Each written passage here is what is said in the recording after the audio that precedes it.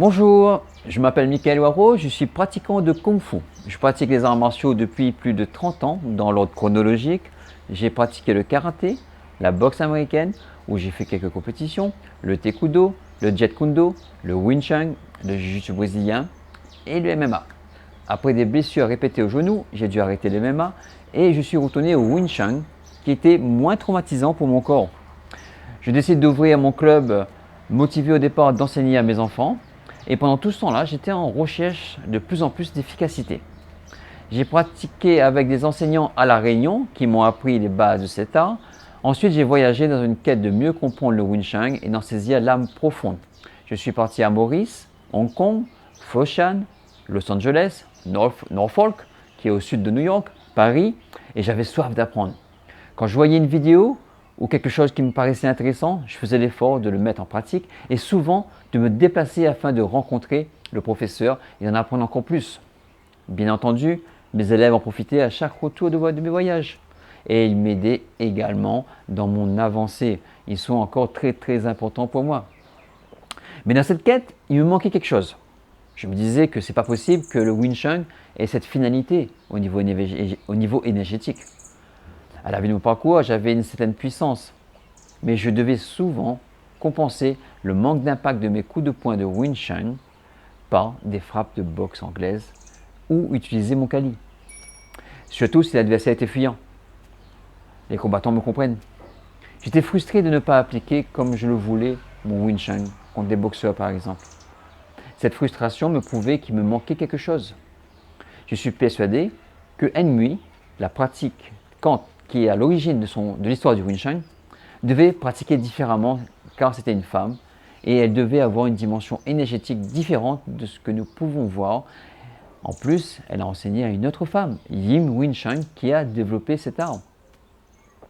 Mais je n'ai jamais arrêté de le chercher, jusqu'à ce que je décide en 2018 de me mettre au Ming Dao Chuan, un art que Francis Jacquet a créé.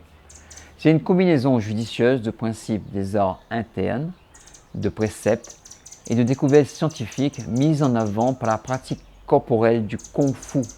C'est un spécialiste de Tai Chi, de Qigong et de Jim Tao.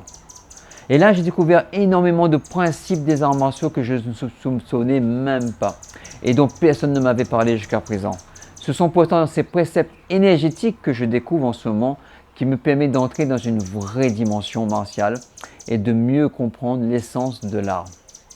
Tout d'abord, les déplacements, avec l'enracinement, une chose essentielle dans notre pratique.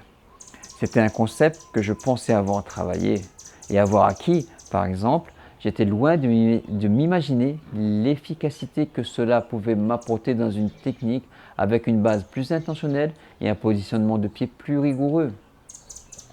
Ensuite, le Ming Dao Chuan permet de travailler toute cette combinaison de principes d'énergie interne dans lequel l'intention, la respiration et l'utilisation des principes d'art du système tendino-musculaire qui fait qu'on puisse augmenter la puissance de son coup de poing d'une façon considérable. Cela a été flagrant pour moi et mes élèves le remarquaient rapidement. Je pense que l'avantage qu'a Francis est que ces allers-retours entre Qigong et les différents arts martiaux au cours de sa pratique, en plus de nombreux stages avec des scientifiques et dans la physique quantique, lui ont permis de comprendre certaines choses cachées par les maîtres chinois et asiatiques en général. Et cela a abouti à la mise en place de sa méthode de renforcement énergétique appelée MRE, que certains ont qualifié de Rolls-Royce des arts martiaux et qui permet d'augmenter considérablement son potentiel énergétique. Et c'est une clé supplémentaire pour décupler considérablement sa puissance dans les coups. Après 20 ans de pratique dans le Wing Chun, je commence à le comprendre et le fait d'insérer de l'interne dans ma pratique à travers le Ming Dao Chuan a fait magnifier mon Wing Chun. Le plus étonnant, c'est que ces préceptes peuvent s'appliquer à tous les sports. Je me rends compte de la masse de travail qui me reste à faire parce que à partir de maintenant, je dois modifier certains principes que j'appliquais avec une autre conscience de mon corps et de mon intention afin de sublimer chacune de mes techniques. Je vous rappelle que c'est un concept très important pour l'efficacité d'une frappe. Le Ming Dao Chuan permet d'avoir d'une part une dimension énergétique et martiale beaucoup plus grande, mais d'autre part, il me permet de faire une relation entre les techniques de mes Tao et la santé.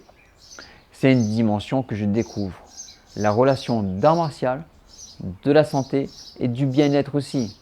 Francis est un expert. Il nous expliquera pourquoi faire certaines positions.